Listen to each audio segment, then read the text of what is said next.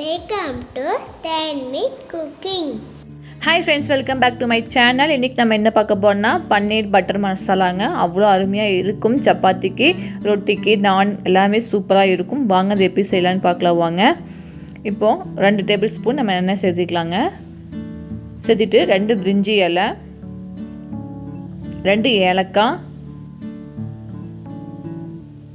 அன்னாச்சி பூ இதில் இருக்குது பார்த்திங்களா, அது ஒரு இதில் மட்டும் சரிங்களா. அது 3 கிராம்பு, 1 துண்டு பட்டை, 2 பெரிய வெங்காயம் எடுத்துருக்கேன். அது இது மாதிரி கட் பண்ணிக்கோங்க. கட் பண்ணி சேர்த்திக்கலாங்க. வெங்காயம் போனதுக்கப்புறம் பூண்டு 4-5 பல் பூண்டு, 1 துண்டு இஞ்சி, பச்சை மிளகாய் 2 பச்சை மிளகாய் சேர்த்துருக்கேன். இதில் வெங்காயம் நல்லா வதங்கி வரட்டுங்க. கண்ணாடி பதம்னு சொல்லுவாங்க பார்த்திங்கன்னா, அந்தளவுக்கு வதங்கி வந்ததுக்கப்புறம் தக்காளி 3 தக்காளி நான் சேர்த்துருக்கேன் சரிங்களா. 3 தக்காளி சேர்த்திட்டு தக்காளி நல்லா வதங்கி வரட்டும். பன்னீர் சாஃப்டாக இருக்கிறதுக்காக வார்ம் வாட்டரில் ஒரு 10 நிமிஷம் போட்டலாங்க. அப்படியே ஊறட்டும். வார்ம் வாட்டரில் அப்படியே இருக்கட்டுங்க.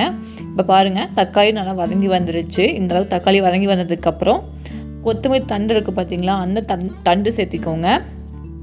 சேர்த்துட்டு ஆனதுக்கப்புறம் மிக்ஸி ஜாரில் போட்டு அரைச்சிக்கலாங்க. நல்லா பேஸ்ட் மாதிரி அரைச்சி எடுத்துக்கோங்க.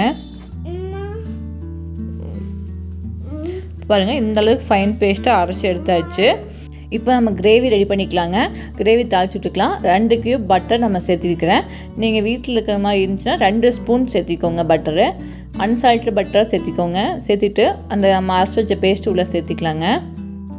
சேர்த்திட்டு நல்லா கலந்து விட்டுக்கோங்க. இது தண்ணியை ஊற்ற வேண்டாம். கொஞ்சம் மசாலா சேர்த்திக்கலாங்க. சீரகத்தூள் 1/2 ஸ்பூன், மிளகுத்தூள் 1/2 ஸ்பூன், கொத்தமல்லி பொடி 1/2 spoon, 1 spoon Kashmir chilli powder, வரமிளகாய் தூள் 1 ஸ்பூன். ஏன்னா பச்சை மிளகாய் காரம் பத்தாதுங்க. நான் முந்திரி பேஸ்ட் அரைச்சி ஊற்ற போகிறோம் அப்படிங்கிறனால இனிச்ச மாதிரி ஆயிடும். அதனால் வரமிளகாய் தூள் காரத்துக்கு ஏற்ற மாதிரி கொஞ்சமாக ஊற்றிக்கலாங்க.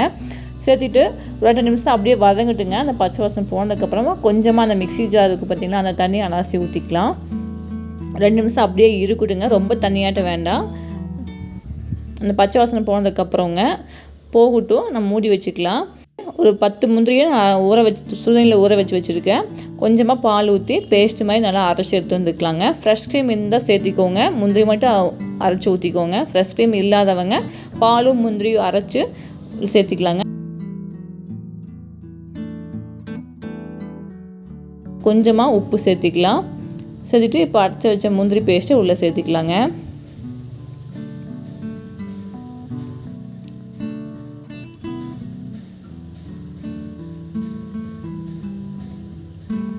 சேர்த்துட்டு நல்லா மிக்ஸ் பண்ணி விட்டுக்கோங்க. நம்ம முந்திரி ஊற்றிட்டுக்கோம் அப்படிங்கிறனால குழம்பு இன்னும் திக்னஸ் கொடுக்கும். அதனால் கொஞ்சமாக தண்ணி சேர்த்திக்கலாங்க.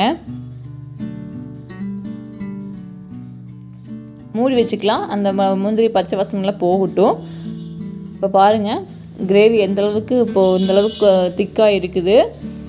இப்போ நல்லா கொதித்து எல்லா மசாலாவும் நல்லா கலந்து வந்துருச்சுங்க. இப்போ கடைசியில் கஸ்தூரி மேத்தி சேர்த்திக்கோங்க. கஸ்தூரி மேத்தினா ஒன்றும் இல்லை, வெந்தயக்கீரைங்க. அதை நம்ம சேர்த்திக்கிறோம். கொஞ்சமாக கொத்தமல்லி தழை சேர்த்திக்கலாங்க. கடைசியில் பன்னீர் நம்ம 10 நிமிஷம் ஊற வச்சோம் பார்த்திங்களா வார்ம் வாட்டரில், அதை நம்ம சேர்த்திக்கலாம். பன்னீரை போட்டு ரொம்ப நேரம் கொதிக்க வேண்டாங்க. பன்னீர் ஹார்ட் ஆயிரும். அதனால் ஒரு 2-3 நிமிஷத்துக்குள்ளே அடுப்பை ஆஃப் பண்ணிடலாங்க.